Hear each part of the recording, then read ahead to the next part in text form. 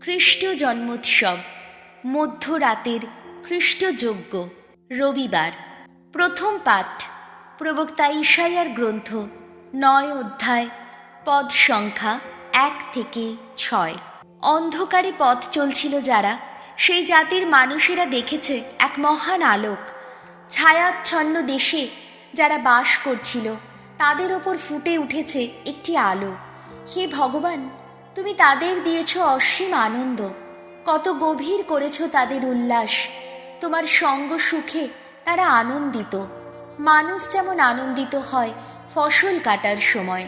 কেননা যে জোয়ালের ভার তাদের ওপর চেপে বসেছিল, যে বাঁক তাদের কাঁধের ওপর দুর্বহ হয়ে উঠেছিল, এবং তাদের নির্যাতকের সেই যে বেতখানি, সবই তুমি ভেঙে ফেলেছ, যেমনটি ভেঙেছিলে মিদিয়ানের সেই পরাজয়ের দিনে।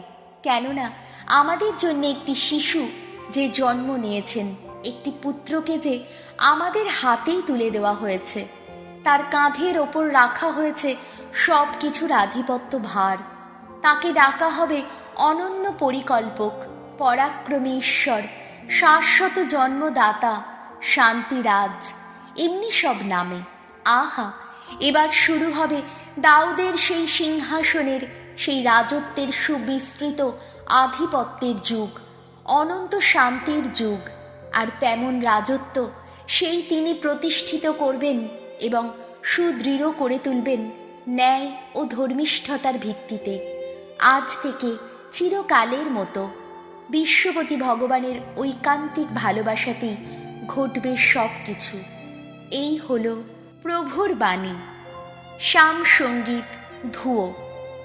আজ আমাদের ত্রাণকর্তা জন্ম নিলেন। তিনি সেই খ্রিস্ট, তিনি স্বয়ং প্রভু।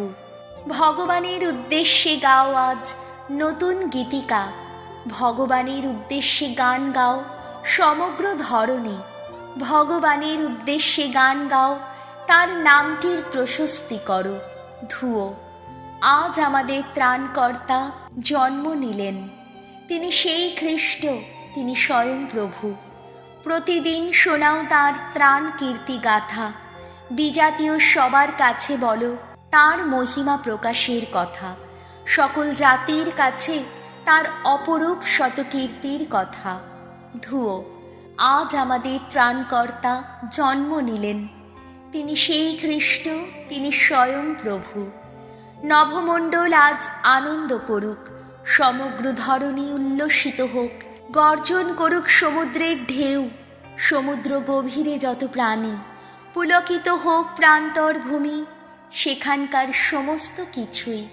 অরণ্যের গাছে গাছে শোনা যাক আনন্দ মর্মর। ধুয়ো। আজ আমাদের ত্রাণকর্তা জন্ম নিলেন। তিনি সেই খ্রিস্ট, তিনি স্বয়ং প্রভু।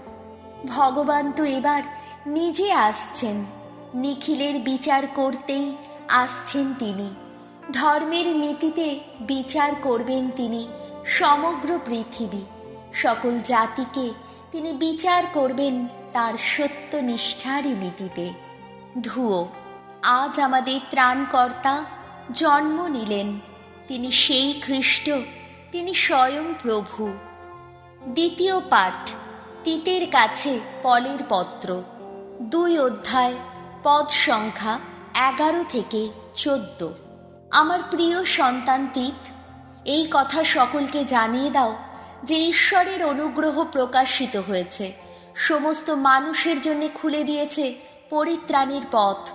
ঐশ্ব অনুগ্রহ আমাদের এই শিক্ষা দেয়, আমরা যেন সব রকম অধর্মাচরণ ও পার্থিব কামনা পরিত্যাগ করি। আমরা যেন এই সংসারে আত্মসংযত, ধর্মসম্মত, ভক্তিময় জীবনযাপন করি। আর তা যেন করি আমাদের সেই ধন্য আশা পূরণেরই প্রতীক্ষায়, আমাদের মহান ঈশ্বর ও ত্রাতা যীশু খ্রিস্টের মহিমা প্রকাশেরই প্রতীক্ষায়। তিনি আমাদের জন্য নিজের প্রাণ বিসর্জন দিয়েছেন, যাতে সমস্ত অধর্ম থেকে তিনি আমাদের মুক্ত করতে পারেন এবং শুচিশুদ্ধ করে আমাদের যেন তার একান্ত আপন এক জাতির মানুষ করে তুলতে পারেন। এমনই মানুষ করে তুলতে পারেন সৎকর্মে আগ্রহী যারা। এই হল প্রভুর বাণী। বাণী বন্দনা। জয় জয় প্রভুর জয়। ভয় পেও না, শোনো তোমরা আনন্দ বার্তা। জন্ম নিয়েছেন আজ আমাদের মুক্তিদাতা। তিনি সেই খ্রিস্ট, তিনি স্বয়ং প্রভু, তিনি আমাদের পরিত্রাতা। জয় জয় প্রভুর জয়। লুক রচিত মঙ্গল সমাচার 2 অধ্যায়, পদ সংখ্যা 1 থেকে 14। একদিন রোম সম্রাট অগাস্টাসের এই হুকুম জারি হলো যে সমস্ত সাম্রাজ্যে লোক গণনা করা হবে। এই প্রথম যখন লোক গণনা করা হয়েছিল তখন সিরিয়ার প্রদেশপাল ছিলেন কুইরিনিয়াস। সকলে নাম লেখাবার জন্যে যে যার শহরে রওনা হলো। যোসেফ ছিলেন দাউদের বংশ ও গোত্রেরই মানুষ, তাই তিনি গালিলিয়ার নাজারেত শহর থেকে গেলেন জুদিয়ার দাউদের সেই নগরীতে, যার নাম বেথলেহেম। নাম লেখাবার জন্যে তিনি নববধূ মারিয়াকেও সঙ্গে করে নিয়ে গেলেন। মারিয়া তখন সন্তান সম্ভবা। বেথলেহেমে থাকতেই তার প্রসবের সময় উপস্থিত হলো। তিনি প্রসব করলেন একটি পুত্রকে, তার প্রথম জাত সন্তানটিকে। শিশুটিকে তিনি কাপড়ে জড়িয়ে একটি জাপ পাত্রে শুইয়ে রাখলেন, কারণ পান্থশালায় তাদের থাকার জায়গা জোটেনি। সেই অঞ্চলে একদল রাখাল ছিল, যারা মাঠে থেকে সারা রাত জেগে তাদের পালের পশুগুলিকে পাহারা দিত। সেদিন হঠাৎ প্রভুর এক দূত তাদের সামনে আবির্ভূত হলেন। প্রভুর মহিমা তখন তাদের ঘিরে উজ্জ্বল দীপ্তি ছড়াতে লাগলো। এক আশ্চর্য ভীতিতে ভরে উঠল তাদের অন্তর। কিন্তু স্বর্গদূত তাদের বললেন, ভয় পেও না, আমি এক মহা আনন্দের সংবাদ তোমাদের জানাতে এসেছি। এই আনন্দ জাতির সমস্ত মানুষের জন্যেই সঞ্চিত হয়ে আছে। আজ দাউদের নগরীতে তোমাদের ত্রাণকর্তা জন্মেছেন। তিনি সেই খ্রিস্ট, স্বয়ং প্রভু।